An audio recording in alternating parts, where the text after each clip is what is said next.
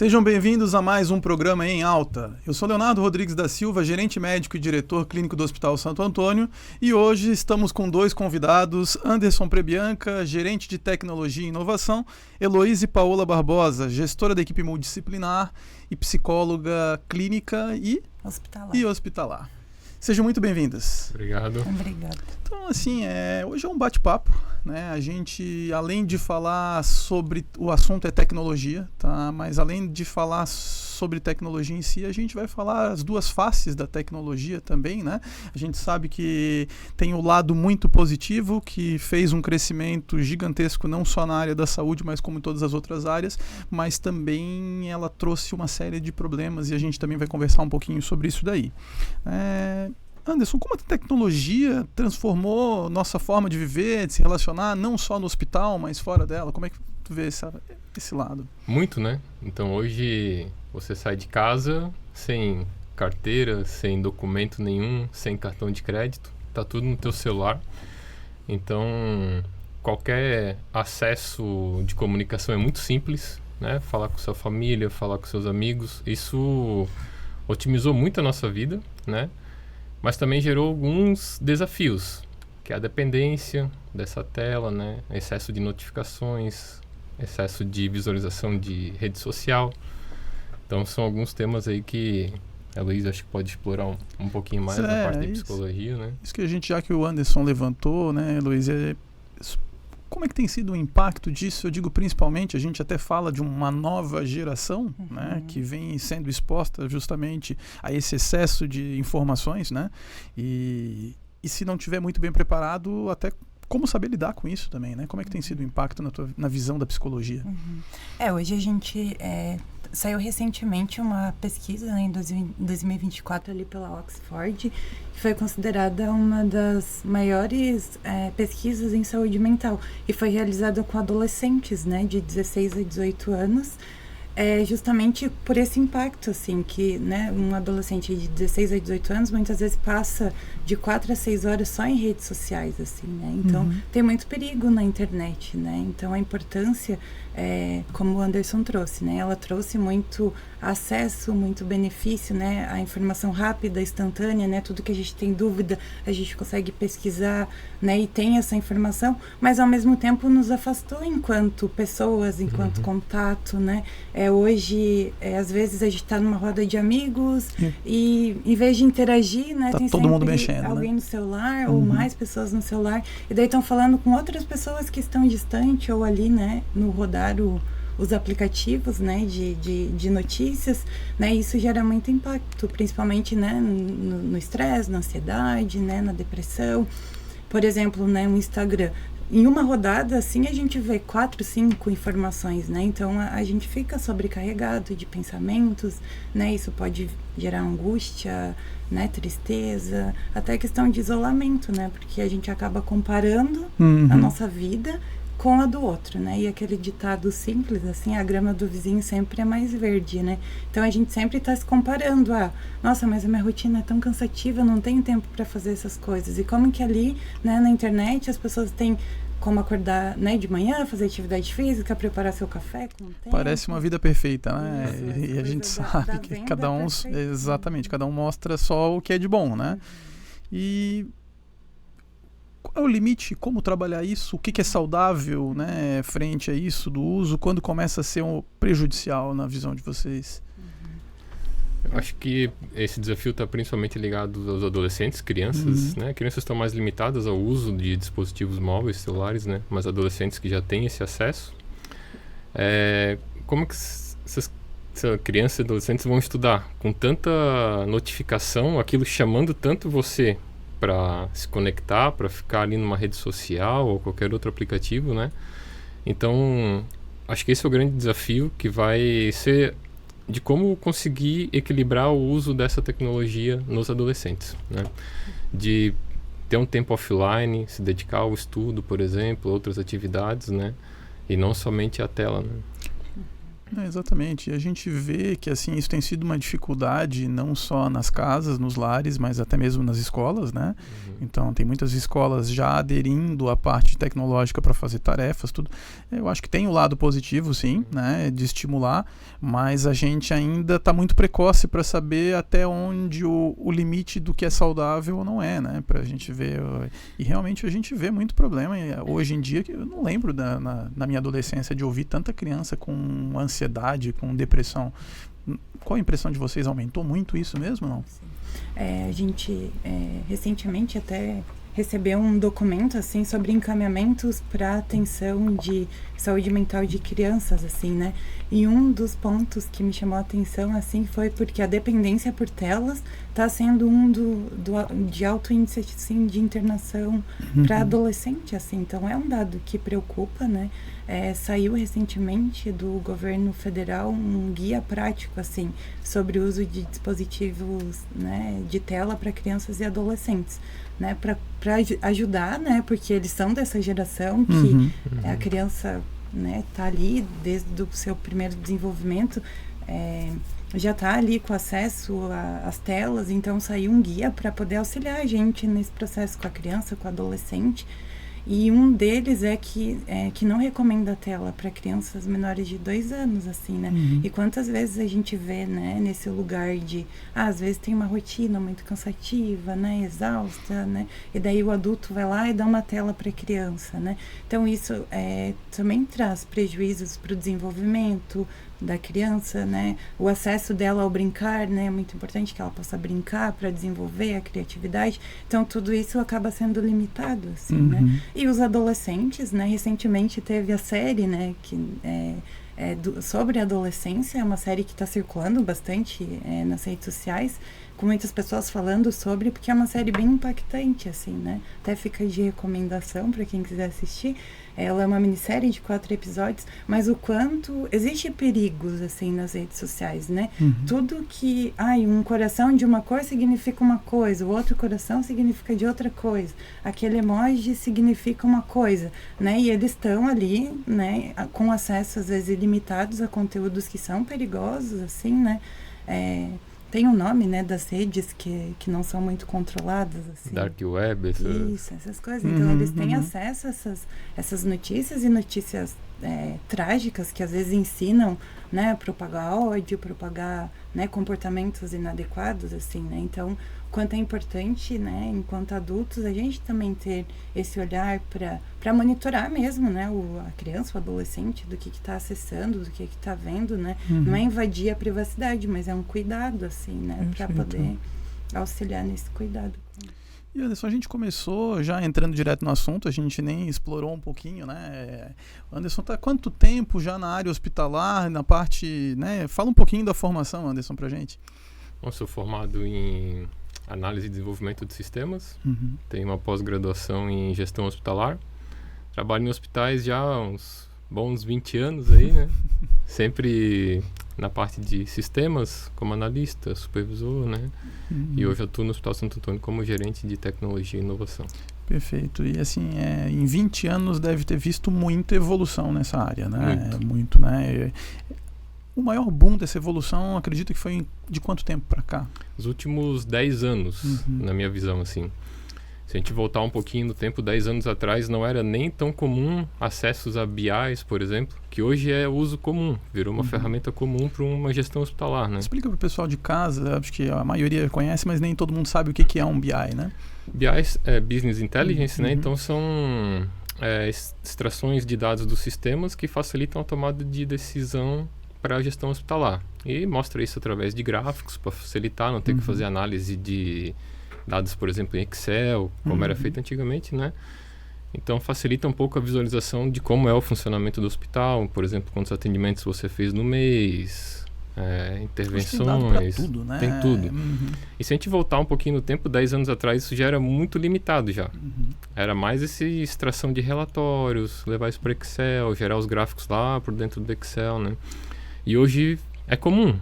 Então, assim, no meu ponto de vista, os últimos 10 anos é que teve a maior evolução nos hospitais, e agora chegando até a parte de inteligência artificial.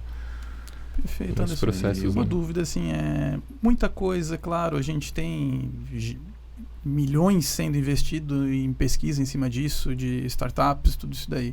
Mas a gente tem muita produção interna, né, que tu acaba fazendo lá dentro, né? Hoje, em que linguagens de programação tu trabalha, mais ou menos?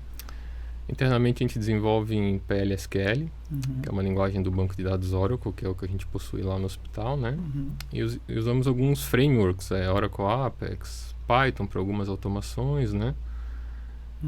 E os sistemas de BIs. Entendi. Que a gente desenvolve, mas é mais extração via SQL daí. Perfeito. E trazendo para a prática clínica, pro dia a dia, né? A gente trabalha muito em conjunto. Quais foram as principais ferramentas desenvolvidas aí, ou desenvolvidas tanto internamente quanto adquiridas, né? Dentro do Hospital Santo Antônio, aí, na tua visão, nos últimos 2, 3 anos? Acho que um destaque é o protocolo de sepsi, que a gente implementou faz uns 2 anos, né? E ele vem sendo premiado no DRG Brasil como a melhor linha de cuidado de sepsi. Então é um protocolo com base científica já muito consolidado, que a gente trouxe isso para dentro do sistema. Fizemos alguns gatilhos no sistema para identificar os pacientes com possíveis sepsis, com base nesse protocolo. E dali em diante a gente faz o tratamento do paciente com base em rotinas e ações estabelecidas, pré-estabelecidas, né? E esse protocolo ele é um sucesso, o DRG confirma isso, né? E temos outras implementações de softwares, inteligências, como por exemplo NoArm, que é uma inteligência artificial de farmácia clínica. Então ela intercepta toda a prescrição que o paciente recebe e faz várias análises, como interação medicamentosa, se o paciente está tomando algum remédio em casa, se esse remédio que ele trouxe tem alguma interação que foi prescrita. E o melhor disso é que ela não faz essa análise só em dados estruturados, como a gente chama, né? Dado estruturado é aquele que você tem lá, a idade, 20, 21, né? Tudo campo certinho, né? Ela consegue pegar o texto de uma evolução clínica, uma anamnese, identificar se lá dentro desse texto o médico escreveu que o paciente pode ser alérgico a tal medicamento. Então ela faz cruza todo esse banco de dados de informações, né, com o que o médico está prescrevendo. Perfeito. E temos mais algumas outras ferramentas. Uma delas é o Dr. Marvin, que aí é uma inteligência artificial também para o lado do faturamento financeiro, né, para garantir com que que também usa dados não estruturados, né? Também não estruturados. Consegue identificar todas as evoluções que estão escritas, descrições cirúrgicas, todos os textos não estruturados. E com base nesse texto, no que ele identifica, ele cruza com a conta do paciente. Então ele garante com que tudo que está sendo cobrado, o paciente realmente utilizou durante o atendimento. Então a gente não deixa de cobrar nada e também não cobra nada extra do convênio, né? Isso garante uma performance melhor para o nosso setor e uma transparência com os convênios, né? A área de psicologia hospitalar já tem algum tipo de ferramenta conhecida, Elô, em cima disso, de tecnologia que tu conheça? Mais baseado na tecnologia, assim. Mais difícil, é mais né? difícil, né? Mas uma das coisas que é um dos grandes desafios, assim, para a psicologia em si é a questão de indicadores, assim, né? Então, agora, na parte de gestão, assim, eu fui fazendo uma linha de tempo de entender, assim, o que seriam os indicadores, como que a gente poderia, né, transformar também o indicador, e não só em quantidade, mas também uma qualidade ali, né? Então é algo que tem ajudado, assim, a entender que é possível, sim, existir números, né, na psicologia, e não que precisa ser, né, números de resultados grandes, assim, mas a gente medir de alguma forma o nosso trabalho, assim, né? Eu também estou descobrindo esse processo, né, de dados ali para poder facilitar esse processo. Hoje em dia assim, existe muita formação, até em ciência de dados mesmo, né? Sim. Que acaba trabalhando com todas essas linguagens, com BI, com tudo isso daí, né? Até para o pessoal de casa entender de indicadores, né? A gente até conversou em outros podcasts sobre isso,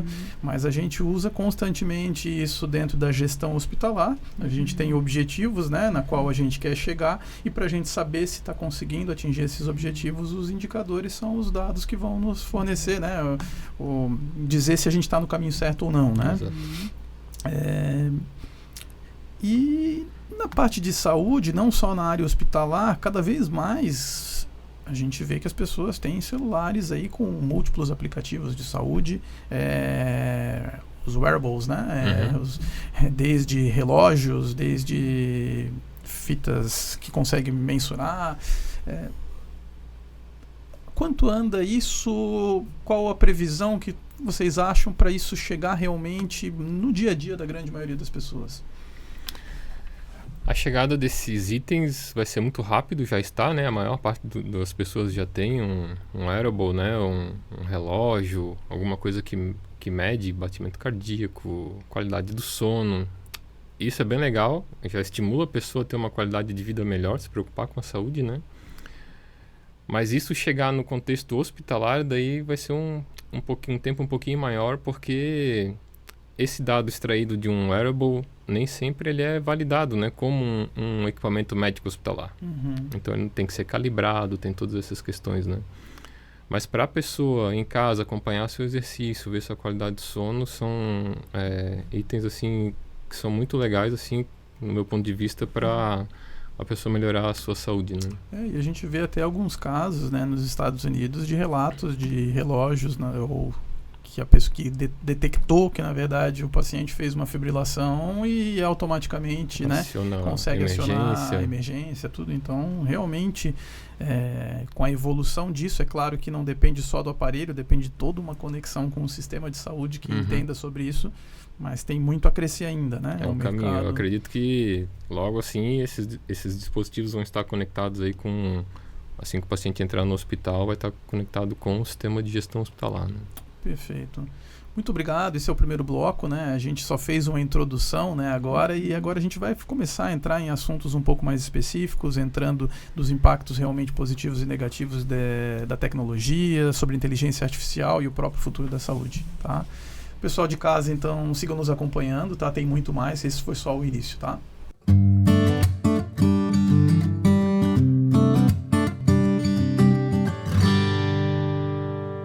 Voltamos para o segundo bloco e, como prometido, agora a gente vai começar a entrar um pouquinho mais em assuntos de tecnologia como prevenção, como que a gente pode usar a tecnologia ao nosso favor, né? Não só na área hospitalar, mas na área de casa mesmo, né? A tecnologia, na opinião, Anderson, primeiro, pode ajudar na prevenção das doenças, de qualidade de vida? Que tipo de tecnologias hoje já conhece que estão no nosso dia a dia? Podem e vão ajudar cada vez mais, né? Então você tem vários aplicativos para a saúde, como a gente já mencionou, os wearables aí, que medem qualidade de sono, batimento cardíaco. Tem aplicativos para meditação, né? E alguns outros que devem chegar aí em questão de 2, 3 anos, que vão fazer, junto com o IA, talvez análises um pouco mais profundas desses dados, né? E trazer mais informações para os pacientes. Perfeito, né? A gente sempre cita, né? Isso não é propaganda nem nada, não vou nem mostrar, né? Mas a gente consegue hoje num relógio ver desde VO2, número de passos, tempo em pé, quantas horas dormiu. Então, assim, realmente, se souber usar essas informações e extrair esses dados, a gente consegue... E eu digo o tempo assim porque essas empresas estão recebendo todos esses dados. Sim. Né? Então, assim, eles vão poder criar aí já estão criando um banco de dados muito grande sobre essas informações e vão cada vez mais ser assertivos nas comparações. A idade da pessoa, o peso, o que é normal dentro de cada faixa dessa, né? O que pode estar acontecendo com essa pessoa, né? Então, com a inteligência artificial chegando, esse processamento muito rápido das informações, análise de dados muito rápidas, né? Eu acredito que cada vez mais os wearables aí vão trazer informações consistentes sobre a tua saúde, né? Hoje, falando em inteligência artificial, um dos pioneiros foi o ChatGPT, não? Pioneiro foi ChatGPT, hoje tem vários outros, né? Sim. Tem os chineses vários, aí, de DeepSeek, tem outras, né? Mas a pioneira foi o ChatGPT junto com o Google, né? O Google vem desenvolvendo há muito tempo a inteligência artificial deles também, mas o ChatGPT acabou lançando antes, deixou pronto primeiro, né? E lançou, e depois foi adquirido pela Microsoft, né? Mas tem bastante outras aí, várias outras e... Perfeito. E a gente tem alguns relatos e até estudos mostrando que o Brasil, nessa área na educação de tecnologia ainda está atrasado, né? Assim, eu digo assim, tem muita produção sim, de softwares, coisas, mas eu digo, tem vários países que se ensina realmente na escola sobre programação, né? E a gente sempre fala que tem tanto os programadores, mas não só os programadores, tem as pessoas que realmente sabem utilizar a fundo essas tecnologias, né? O próprio ChatGPT tem dicas de como utilizar, né? De como realmente extrair as melhores respostas, né? A maioria da população usa o ChatGPT para corrigir texto, funções básicas, né? Mas ele vai muito além disso, né? Você pode usar ele para fazer análise de dados muito boas, né? Pesquisas. E sim, a educação no Brasil, ela não inclui programação nas escolas. Apesar que a gente vive numa cidade aí que é referência num polo de desenvolvimento, inovação, tem várias empresas de tecnologias aqui no nosso município, né? Mas nenhuma escola sai com algum tipo de fornecimento de desenvolvimento básico de alguma linguagem, né? Então esses adolescentes são obrigados a buscar isso em cursos depois da formação básica, né? Perfeito, mas assim, com esse crescimento de internet, com esse crescimento de informações, cada vez mais a gente vê a população buscando se informar sobre saúde na internet também.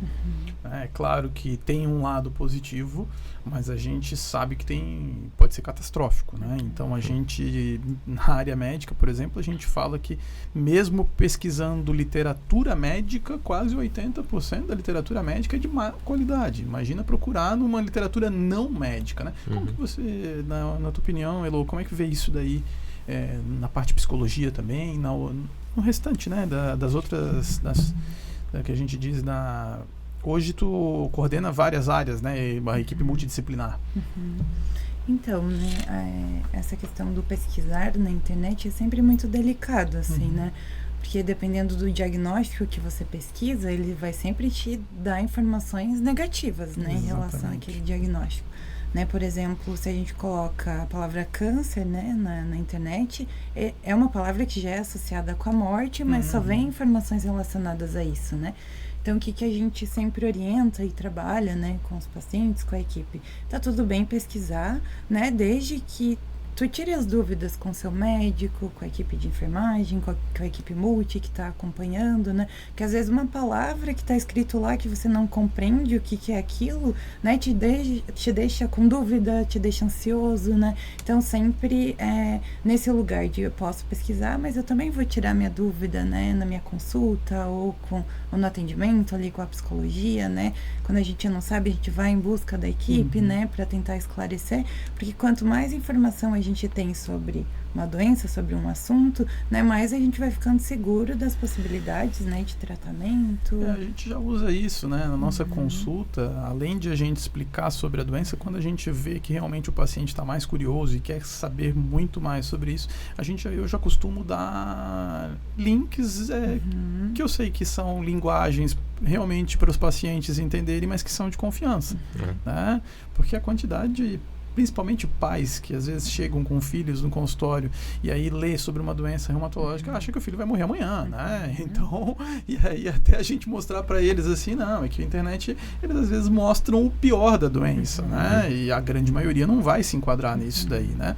Então a gente tem esse cuidado, né? A gente sempre pede, é bem o que tu falou, da minha opinião também, né? É importante se informar, mas tem que saber filtrar, se tranquilizar, tudo que tiver dúvida vai perguntar na sua consulta, né? Acho que principalmente saber de onde é que está lendo, né, as fontes, né, dessas informações, né? Sim. E aí tem um perigo até nesse assunto ainda, de automedicação, né? Vocês médicos devem ver muito isso, né? Altíssimo, né? Então, isso não só pelas leituras erradas, né, mas a gente vê, infelizmente, como todas as áreas, a gente tem até médicos também com tratamentos não aprovados, tudo isso, e aí sempre parece que as pessoas às vezes buscam o tratamento milagroso, digamos assim, né? Eu digo assim, mas por que o tratamento milagroso se a gente, para essas doenças, muitos têm tratamentos comprovados já, né, que passaram por diversos estudos, então não tem por que pular para essa etapa do tratamento não aprovado, do tratamento que promete 1000 coisas, né? Na grande maioria das vezes isso daí não acaba bem, né, que a gente fala, né? Sim. Em saúde mental a gente vê, né, bastante um aumento assim significativo dos diagnósticos, assim, né? Por exemplo, o TDAH, né? Vai lá ver sinais e sintomas.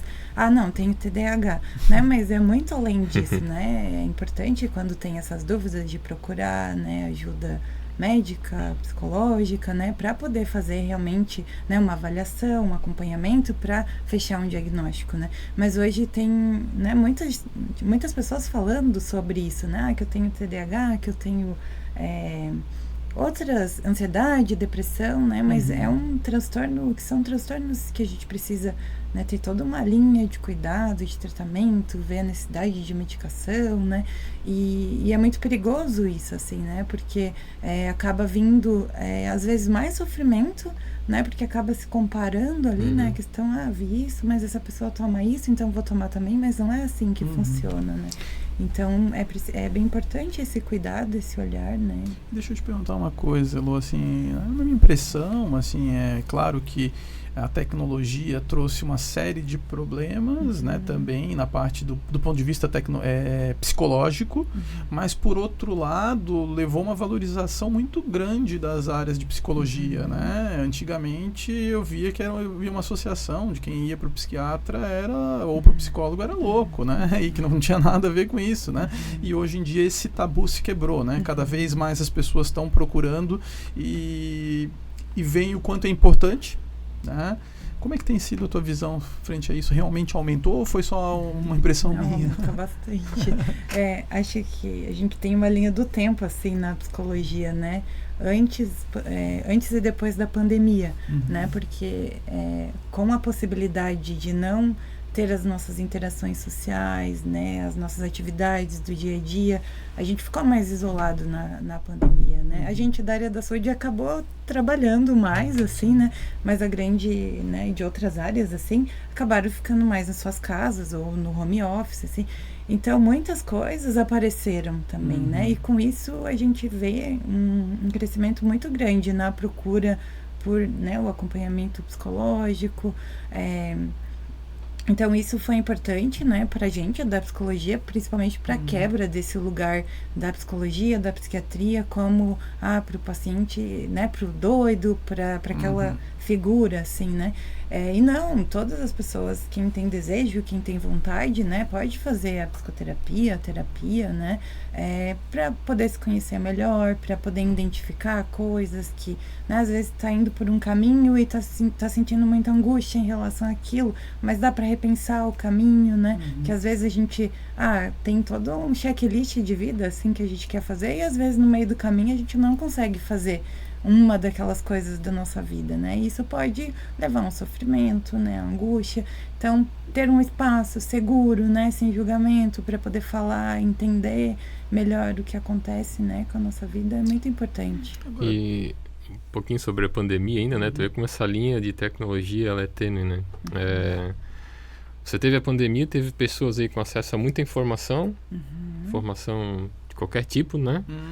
Então gerou ansiedade, depressão, né, na população, mas ao mesmo tempo você tem a tecnologia que deu essa informação errada e você tem a parte boa que permitiu fazer home office, né? Uma vacina acho que foi feita aí num período muito curto para resolver essa pandemia, né? Então, é uma linha realmente... Exatamente, tem os dois lados, né? Tem os dois lados, Teve o lado também de... Até um lado que foi usado como política, né? Eu acho que foi a pandemia que mais teve problemas justamente porque teve um cunho político, né? Sim. Então, muita informação desencontrada, né? Muitos medicamentos, claro que no início tu está numa pandemia, está todo mundo perdido, até se justifica bem no começo usar remédios como um teste que ninguém sabe, né, o porquê, mas depois, mesmo com um monte de estudo mostrando que não funcionavam, ainda por um cunho político, ainda via as pessoas querendo usar tal remédio, ou aquele remédio, ou outro, né, isso que acabou sendo um problema, isso gerava até um problema pra gente como médico, Porque muitas vezes as pessoas já vinham querendo tomar a conduta, né? Já vinha com a receita pronta. Exatamente, só né? E isso realmente era um problema pra gente, mas no hospital nem tanto, né? A gente vê que as pessoas que tiveram mais problemas acabou sendo quem fez esse tratamento ambulatorial, né? E você pega até um pouco da parte de fake news, assim, né? Então, assim, nesse caso, assim, não era fake news, mas era o pessoal tomar a verdade o que uma pessoa sem base científica nenhuma estava falando, né? Então, tem que tomar muito cuidado com o que você consome da internet, né? Uma dúvida, Elô, dentro da formação da psicologia, a gente sabe, existem diversas áreas, né? Como é que funciona isso daí? Hoje a gente tem quantas áreas? Isso é infinito? Como é que é? A gente sabe das mais conhecidas aí, cognitivo-comportamental, clínica, psicanálise. Quantas áreas hoje a gente tem hoje? Então, existe diversas, isso a gente chama de linhas de trabalho, assim, né? Que a gente vai, né, tem as pessoas que vão se basear na psicanálise, na TCC, né, que é do comportamento, mas tem a ética da profissão, assim, né, então, independente da teoria, é muito por identificação, assim, né, como que a pessoa vai se identificar com aquela psicóloga, né, como que vai ser a linha de trabalho, né, e dentro das linhas de trabalho daí existem as áreas, que a psicologia hoje expandiu, né, a gente tem psicólogo na escola, no hospital, né, nas empresas, né, então está se expandindo cada vez mais. O mercado cresceu muito, né. E até mudou recente ali, né, a norma, não sei aprofundar muito, mas mudou para as empresas, né, ter o psicólogo para pensar na saúde do colaborador também, né, então tem um caminho de olhar para esse lugar, né, das pessoas aceleradas, né. E não tem nem sido só mais na saúde, tem sido até no recrutamento também, né, então fazendo uma análise psicológica para poder recrutar profissionais, tudo isso daí, né. Entra nessas análises ali, perfil DISC, tem uma série de ferramentas para isso, né? Isso mesmo.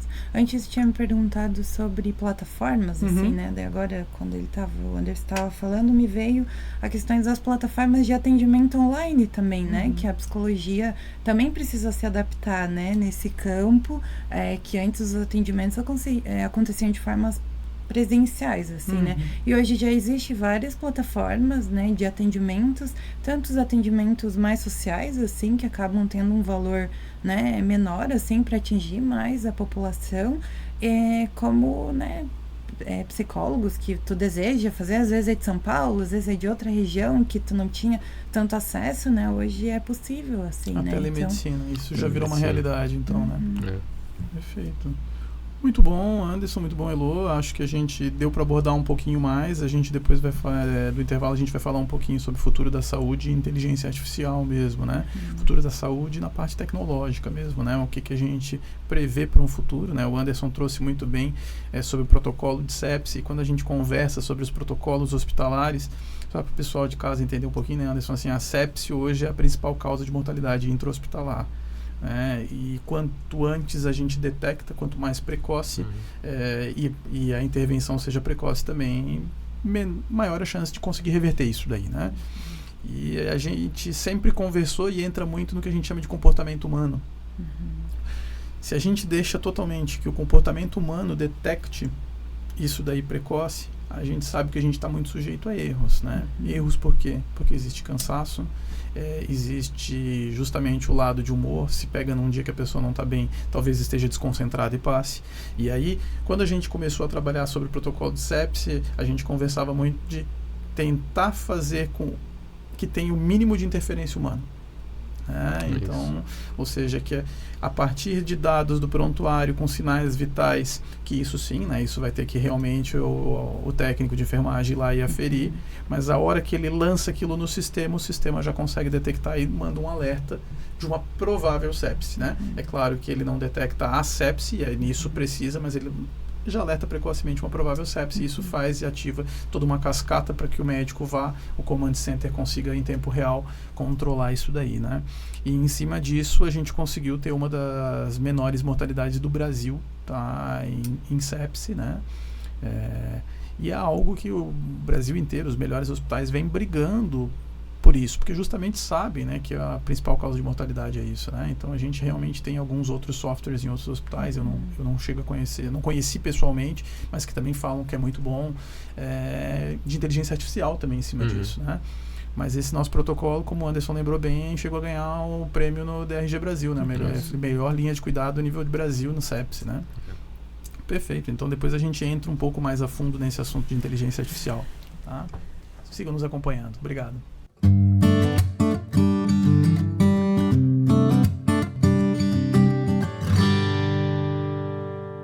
Voltamos agora para o terceiro bloco e, como prometido, né, a gente vai entrar um pouquinho agora, Anderson e Elô, no assunto de inteligência artificial, né? Anderson, para ti que é dessa área, a gente tem uma série de linguagens que quem não é da área não consegue entender. O que é business intelligence, inteligência artificial, internet das coisas. Explica um pouquinho, só uma pincelada disso daí, o que é. Business intelligence, então, como eu falei antes, né? São esses painéis de dashboards que facilitam a análise de dados, né, para tomada de decisão.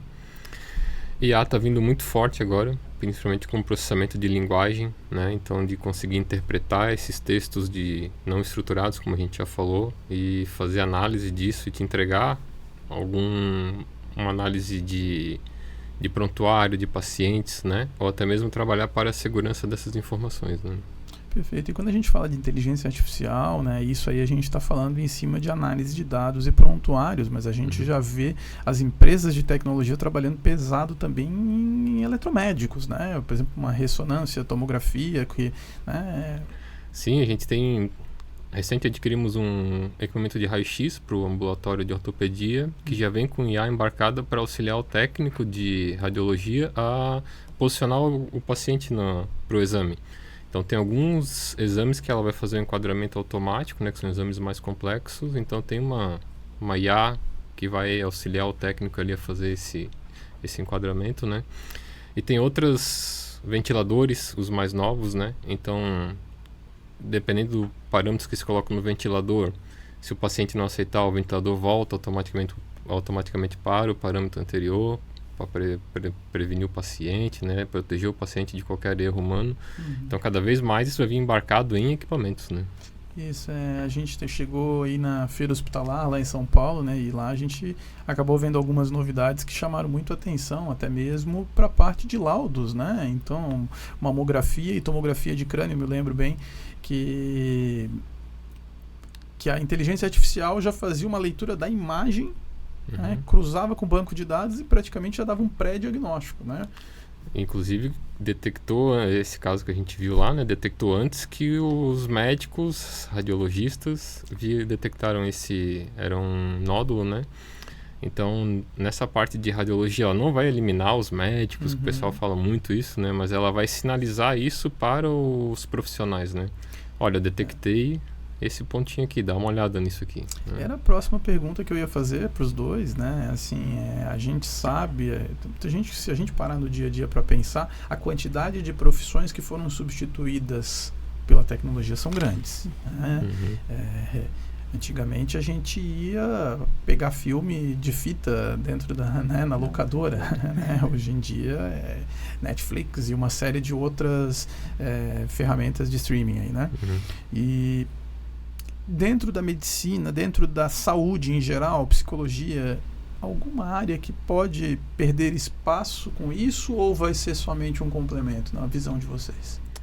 Na minha visão, acho que para os próximos 10 anos será um complemento. Não tem como tirar nenhum profissional, né? Seja de uma equipe multidisciplinar, principalmente os médicos, né? Então, assim, não tem como a IA dar o tratamento para o paciente. Ela pode apoiar o médico na tomada de decisão, identificar aquele caso mais precoce, né?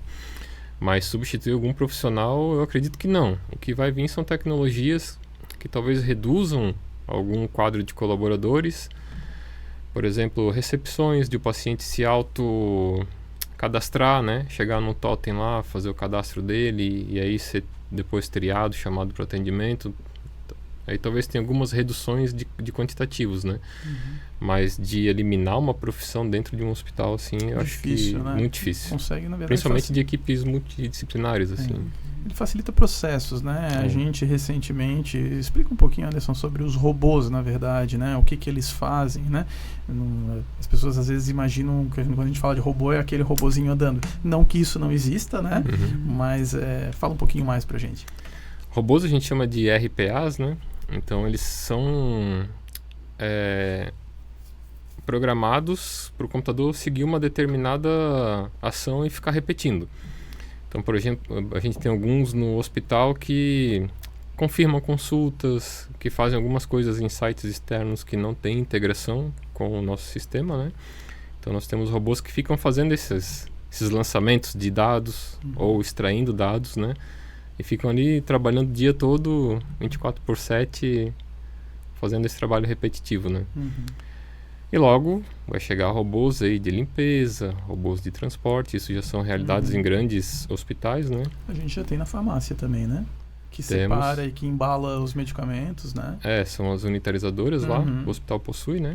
Então você coloca uma quantidade de ampolas ou medicamentos lá, ela vai separando tudo, empacotando, botando os códigos de barra, os QR Codes, né? É tudo automatizado. Perfeito. E a tua visão, Elo, quanto a isso? Eu acredito que seja um complemento, assim, né? A tecnologia é muito importante, assim, no nosso dia a dia como facilitadora, né? Como vocês falaram, né? De tomada de decisão. Mas nada substitui as relações humanas, assim, né? Principalmente em algumas áreas, né? Da escuta, do cuidado, né? Acredito que a tecnologia ajude, né? E facilite alguns passos, algumas ações, né? Mas não substitui o afeto, as relações, né? Então, eu acredito que conseguindo juntar as duas coisas, né? É o caminho, assim, né? E essa parte de robôs, assim, né? Então, assim, o foco de uma instituição de saúde no meu ponto de vista, tentar automatizar o máximo possível os processos para que a gente gere tempo na equipe e cuidar do que importa, que é o paciente, né? Então, tirar o máximo possível uma equipe da frente do computador para que ela possa cuidar do paciente com segurança, o acolhimento devido, né? Exatamente, né? Que acho que assim, com tanto processo, com a melhoria, com a qualidade, se veio junto com isso também muita burocracia. Isso. Né? E aí o grande desafio realmente, e aí a tecnologia pode vir ajudar muito, é tentar fazer essa burocracia ser algo que consiga fazer automático e realmente botar, né, o profissional para fazer a função dele frente ao paciente, de cuidado disso daí. Isso aí realmente eu acho que é o que mais vem a contribuir, né, nessa parte de RPA, né? Isso. Mas eu acho importante nessas conversas, assim, porque se a gente for pensar, né, a gente tem acesso à tecnologia, né, em alguns públicos, né, mas uma pessoa mais idosa, por exemplo, se falar, né, que vai ser substituído por robôs, literalmente pensa que é um robô, né, que não vai existir mais o médico, nem a equipe. Então, o quanto é importante essas conversas, né, até para a gente aprender e compartilhar, assim, essas informações de como que é o robô, né, que não é um robô de uma pessoa, né, que é um software, né, que fica controlando um computador. A gente está tentando falar numa linguagem que todo mundo possa entender, né? Porque se fosse entrar aqui em linguagem realmente de programação, né, Anderson? Python, SQL, coisa, acho que menos de 1% que ia começar a entender isso daí, né? E, Elo, assim, dentro do hospital, a psicologia tem uma ação gigantesca, mas quando a gente é fundamental num perfil de paciente que a gente fala, que é o paciente com tentativa de suicídio. Né?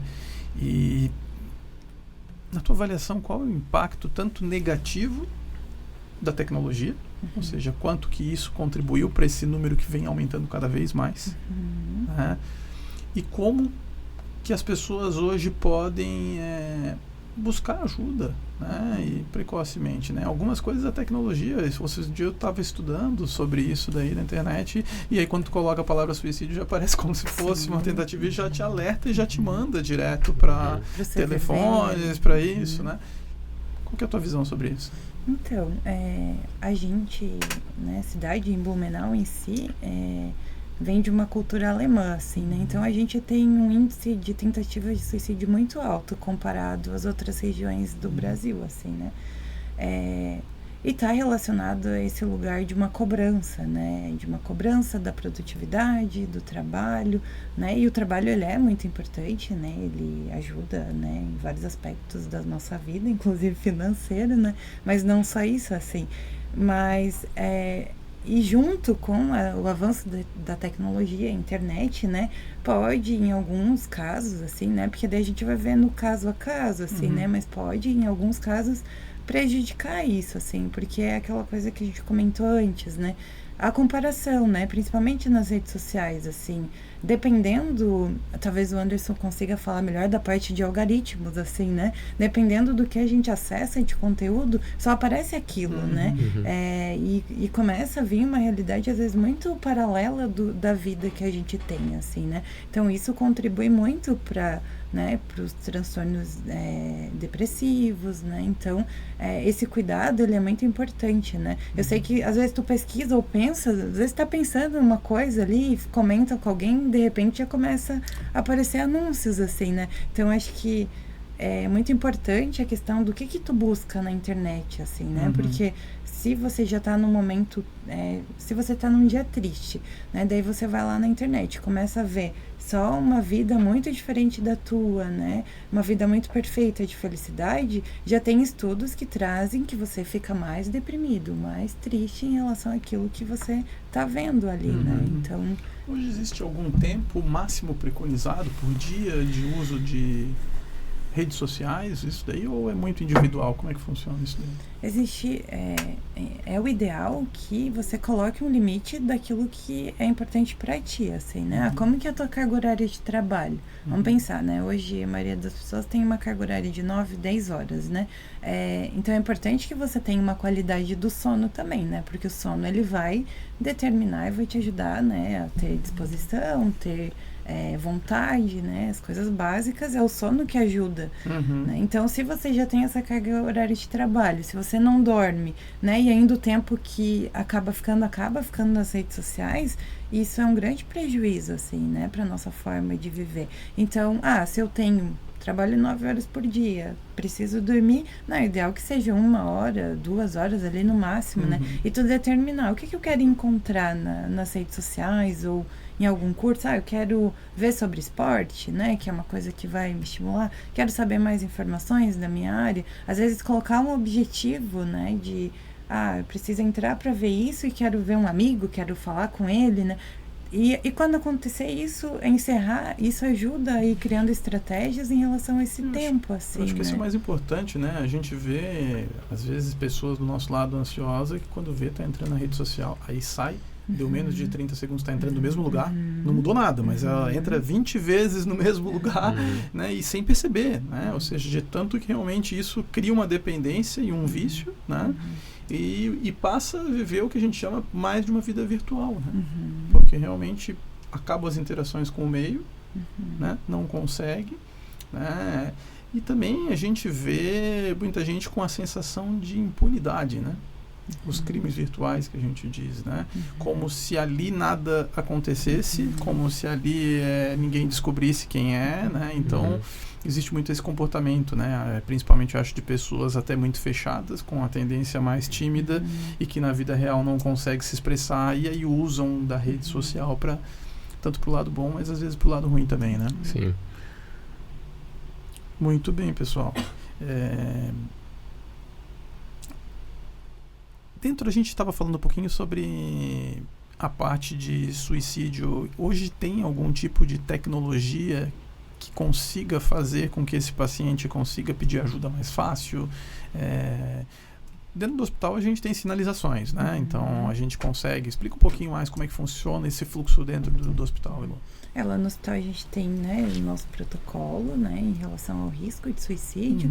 Então, sempre quando é identificado, né, às vezes a pessoa comenta algo que possa, né, desencadear esses pensamentos negativos ou que traz diretamente, né, que tá pensando em morrer. Então, a gente tem alerta no sistema, né, com cor diferenciada para poder toda a equipe saber que aquele paciente precisa de um cuidado e uma atenção maior naquele momento.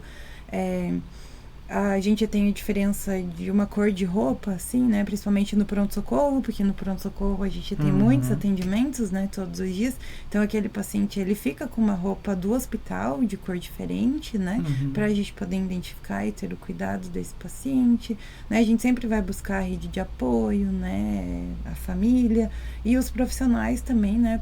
Para poder auxiliar esse manejo, esse cuidado. E depois a gente vai encaminhar para as redes, né? Para a rede de atenção e saúde mental, para poder fazer esse acompanhamento, esse segmento que é muito importante, assim, né? E hoje, né, como tu comentou, pensando em tecnologia, redes sociais, né, qualquer site, até no próprio Instagram, né, próprio lugar, assim, que tu vai escrever, já vem notificação de, se você está precisando de ajuda, entre em contato, né? A gente tem o CVV, né, que já aparece, o telefone de como entrar em contato, né? Então, isso tem ajudado, assim, também as pessoas a buscarem esse acesso, assim, né? Perfeito. E, assim, hoje a rede, falou de rede de apoio, né? Além do hospital, que acaba fazendo atendimento primário, o que a gente tem dentro da área de psicologia? Tem o Hospital Misericórdia na parte de internação, né? Tanto psiquiátrica. E o que mais que tem de rede de apoio? A gente tem hoje, né, de internação, de referência hoje ao Hospital da Vila, né, Misericórdia. A gente tem psicólogos nos AGs, né, de Blumenau. Tem um outro serviço, não vou lembrar do nome, mas ele também faz esse trabalho de acompanhamento psicológico. Tem os CAPs, né, que são para pacientes que já têm algum transtorno, que precisam dessa atenção um pouco mais de uma rede especializada, né? Tem o SAS também, que é o Serviço de Avaliação em Saúde Mental, que tem psicóloga e tem psiquiatra, mas esse a porta de entrada é via posto de saúde, né? Então, e tem os diversos números de psicólogos, assim, né? Psicólogos, psiquiatras, né? Que tem os atendimentos particulares, mas tem essas plataformas, né? Hoje tem muito, né, colegas, assim, que também fazem alguns atendimentos sociais, assim, para também atender, né, esse público de sofrimento agudo, existencial, né, mais profundo. Então, hoje tem muitas possibilidades, assim, desse cuidado, né. Perfeito, muito obrigado. A gente encerra mais um bloco aqui e depois do intervalo a gente vai para o último bloco, tá? Para a gente poder ver um pouquinho da visão de futuro de vocês, onde vocês acham que a gente chegou, o que ainda podemos alcançar, tá bom? Sigam nos acompanhando. Obrigado.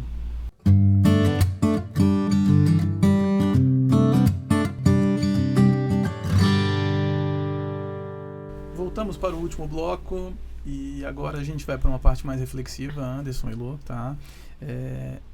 Anderson, defina em uma palavra o impacto da tecnologia dentro de uma unidade hospitalar. Segurança, isso aí. A segurança realmente mudou, né, Anderson?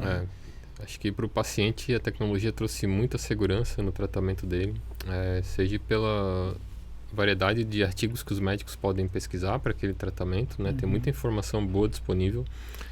E seguranças e barreiras pós o médico prescrever, enfermagem fazer os procedimentos, né? Então o paciente dentro de uma unidade hospitalar ele está muito seguro. Isso. Por causa da tecnologia. Exatamente, né? Hoje, só para o pessoal de casa ter uma ideia, a gente já comentou em outros episódios que o hospital ele é 100% digital, né? Sim. Então, uma segurança e barreiras que o sistema nos permite para que uma medicação não seja aplicada errada no paciente, para que consiga checar que realmente a medicação é daquele paciente e não de outro, barreiras de dose, né? Então, realmente, e até rastreabilidade, né? Porque antes, sem esses sistemas, se acontecesse alguma falha, tu não conseguia nem rastrear onde que pode ter acontecido o erro, né? Então, hoje em dia, com um hospital digital, com tudo sendo registrado, cada passo, desde que o medicamento chega no hospital até ser levado para a farmácia, administrado, a gente consegue saber exatamente onde está, né? Elô, o impacto da tecnologia na saúde mental das pessoas. Tanto positivo quanto negativo. Sim.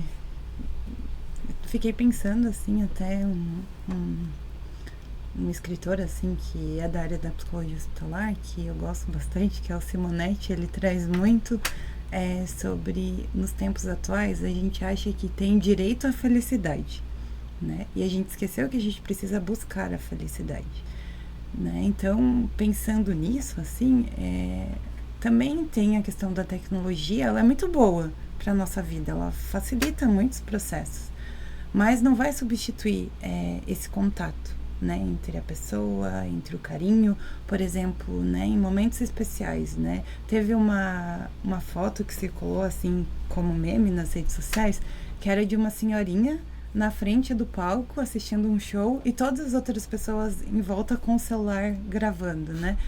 E é legal, né, gravar, mas o quanto você tá vivendo aquele momento, né? Que depois tu nunca mais vai olhar pro teu celular para ver de novo aquele vídeo. Tu vai olhar de vez em quando, assim, né?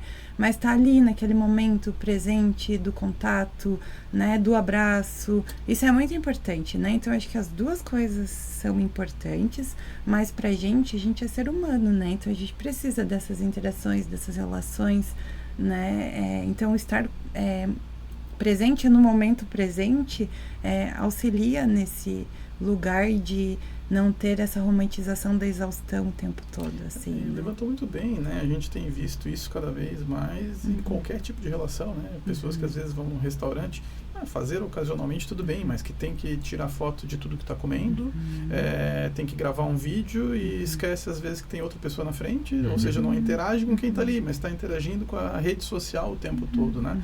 Isso às vezes começa, se não for o trabalho da pessoa, que muitas vezes é o trabalho, né? Isso aí tem um impacto negativo muito grande, né? E acho que isso que tu trouxe é importante, assim, tem pessoas que trabalham com isso, né? Então vão estar alimentando suas plataformas, suas redes sociais o tempo todo, né? Mas a gente ter essa crítica, assim, de mas eu vim, né, sair para conversar, será que eu preciso ficar gravando, colocando o tempo todo, né? Que às vezes é um momento tão único aquele que talvez tu vai demorar um tempo para tu fazer de novo, né? Então poder estar ali presente nesse momento é muito importante e saber diferenciar, né? Por exemplo, a vida fitness, assim, né? Tem pessoas que vendem isso, que trabalham com isso, né?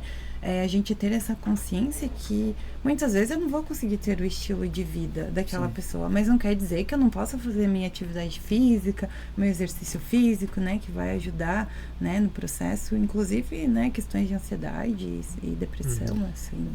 E é engraçado que, assim, quando a gente fala de recrutamento, os profissionais, soft skills que a gente fala, né, as habilidades que mais se destacam e que mais têm sido procurada no ambiente de trabalho é a comunicação. E que as pessoas começaram a perder muito sobre comunicação, né, a partir da hora que começou a ficar só no celular. Né? Porque chega num lugar não consegue conversar com ninguém, né? Então, e querendo ou não, isso é um exercício, né? Se tu não estiver fazendo, tu realmente começa a perder isso daí, né?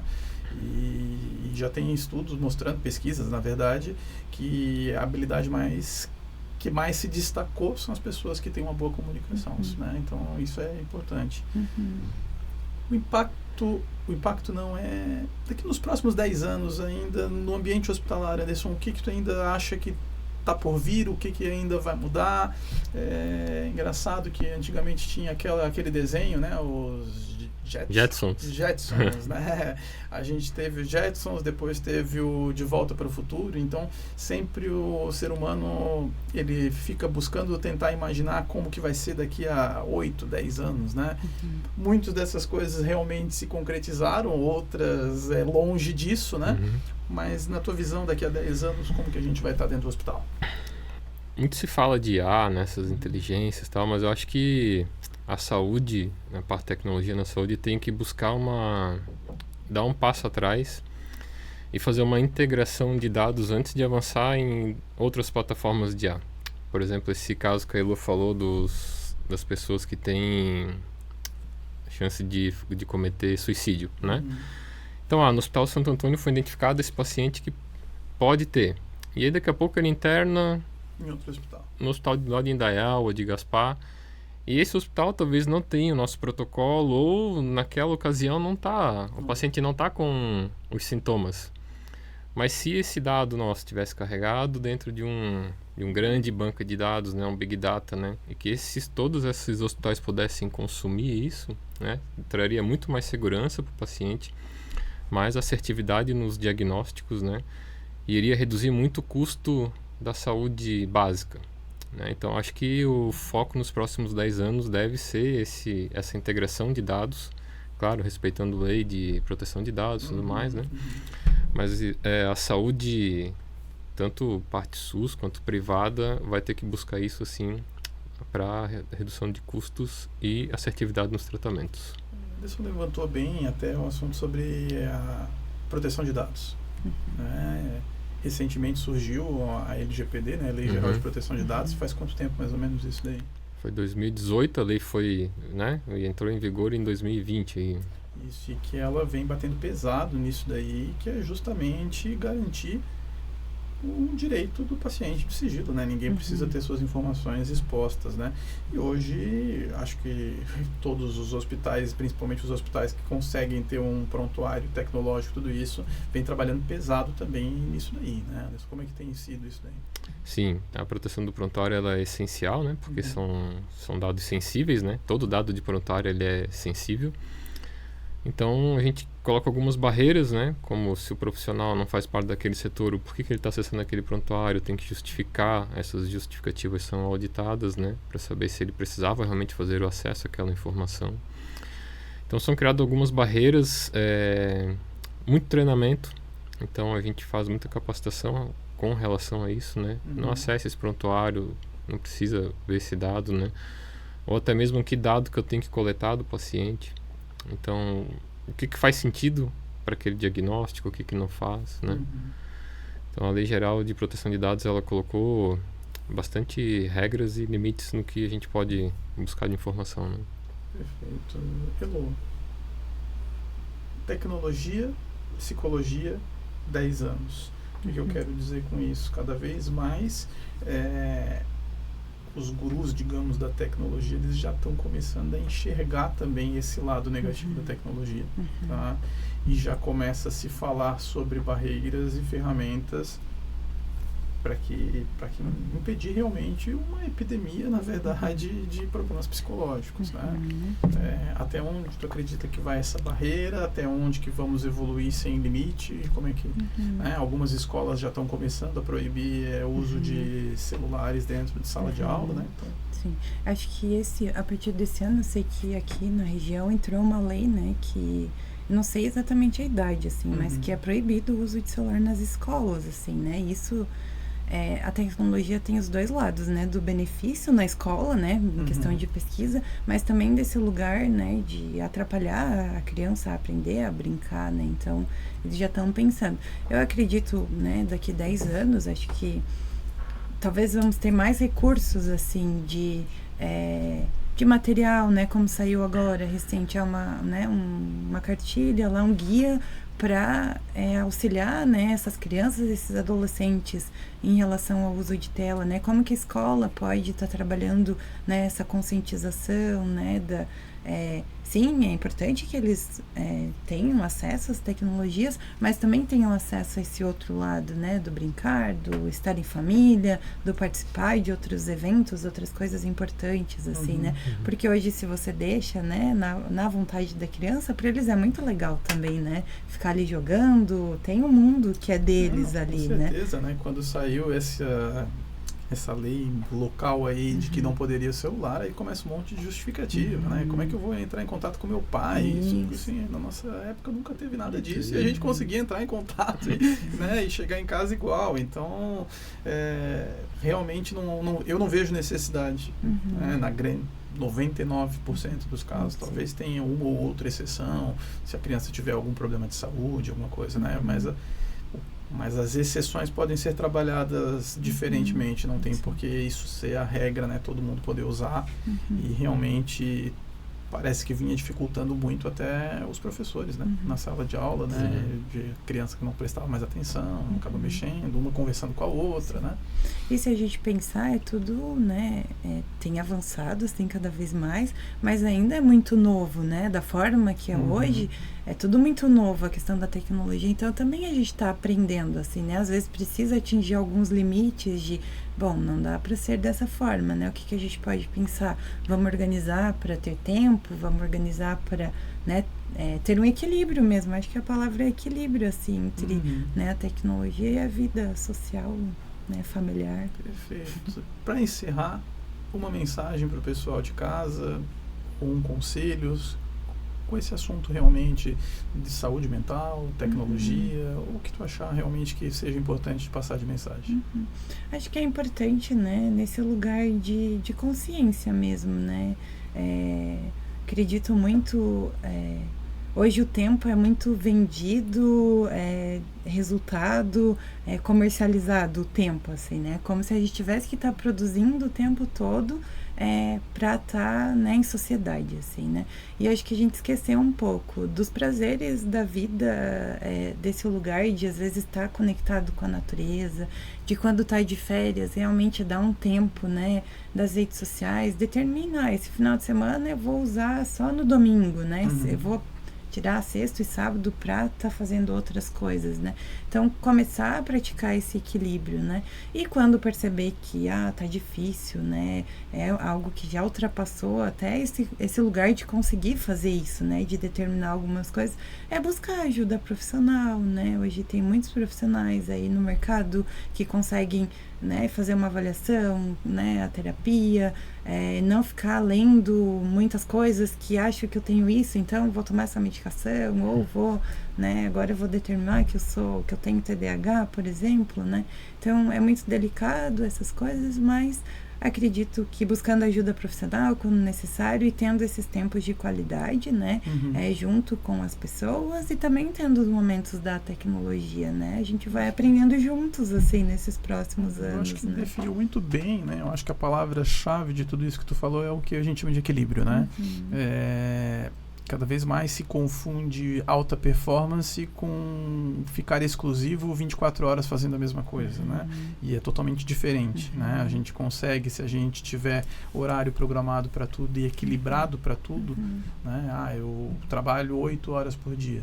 Nessas 8 horas, sim, vai ter alta performance, vai trabalhar focado, vai conseguir atingir resultado, mas saiu dali, tu pode realmente equilibrar, ter a vida social, a vida familiar, a vida espiritual e por aí vai, né? A gente chama que isso, inclusive, já tem estudos mostrando que vai aumentar muito a tua performance no trabalho também. Muito mais do que o famoso achar que quantidade de horas a mais significa sempre maiores resultados. Isso a gente sabe que já não é verdade, né? Anderson, tua vez agora de dar uma mensagem para o pessoal de casa, ou alguma dica, ou até uma esperança de futuro aí dentro da tecnologia.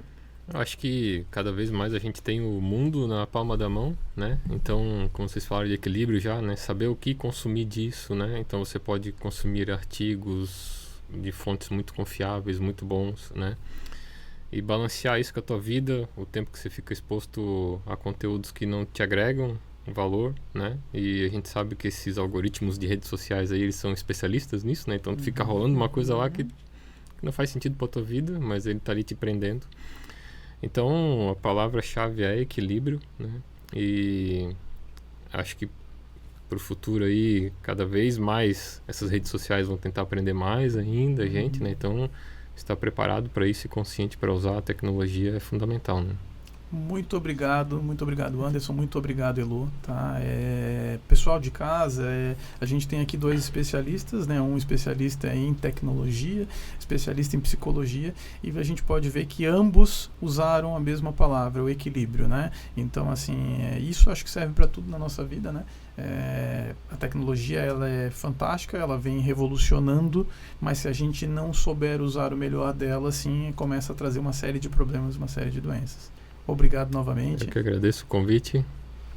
Também agradeço o convite, obrigada. E vamos ter novos programas, com certeza, né?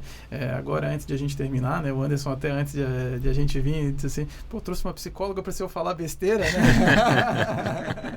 Então, tá bom. Não, mas não falou nenhuma besteira, não. Sim. Obrigado, pessoal. Sigam nos acompanhando.